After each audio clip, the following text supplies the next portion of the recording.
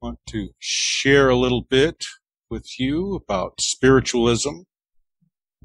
And this is something that I read from Emma Hardinge's Modern Spiritualism, a 20-year history.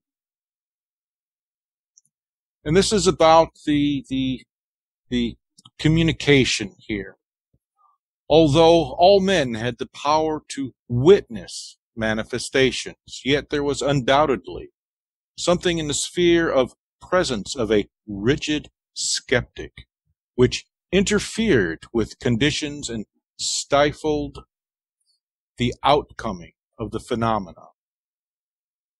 And she tells of one occasion with Professor Robert Hare, who had brought another professor from Dickinson College, and he was a confirmed skeptic. And he brought him to a medium he had previously visited.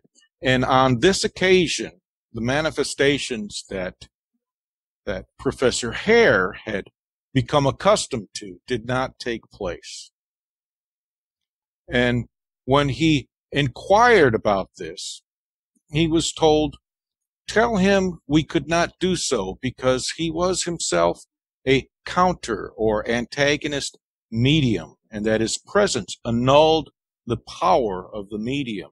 And he was referring to the professor from the Dickinson College. So this suggests that, it reminds me of the Hermetic principle of polarities, meaning there's always these opposites. If there are mediums, excellent mediums who are able to bring in that communication, it just stands to reason that somewhere in nature there would also be those who would naturally interfere with that communication.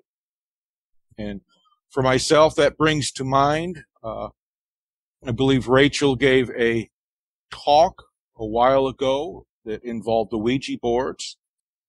And, these are good methods of learning to communicate, of experimenting. However, when I was in the same room with anyone who was using these boards, these types of communications, either the planchette would stop moving, or whichever entity was working through the board would politely ask me to leave,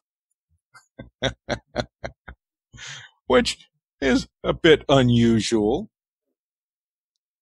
but it does stand to reason that there would be some who would just naturally interfere with such communication. Any comments or questions? What just came to mind as perhaps an analogy to that is noise canceling headphones. You take two waves of opposite polarity, and the difference is null. Both have power independently, but together they cancel. So I also just think that it's interesting that it backs up people's personal reality and beliefs. How so? Could you elaborate? Well, so Aaron and I were just having a talk yesterday about life after death and proof of life after death. And I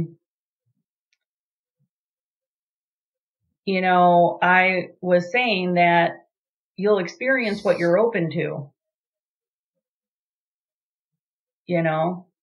So if you've got some resistance or you don't believe in a certain thing, in psychology, we called it confirmation bias. You'll see what confirms your belief or your bias, and you'll ignore what doesn't. So a little bit of that happens, and I think that we all are co-creators. So we contribute to the experience and the energy of something. everybody brings their energy or belief, to the table. Exactly. Dr. Wayne Dyer had a book and a whole lecture series. You will see it when you believe it, and which is in that same exact vein. Yeah, there are many examples that come to mind, and I just want to close with this last one here, based on the Hermetic principles, and this is about the two basic forces in the universe, what we call the masculine and the feminine, or the one that operates and the other that receives, and it's how and the strength of our beliefs, because our beliefs are so strong that they impose themselves. They act as that masculine energy, imposing themselves, interfering with other things, with other beliefs.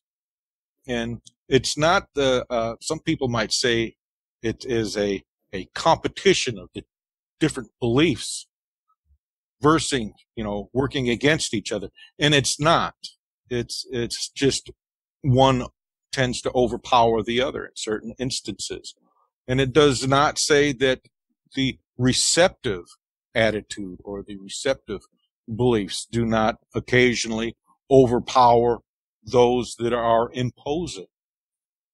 So it's just it's a good example that, nature has this harmony, and it's all not just the one thing. It's a blending of everything, of many things.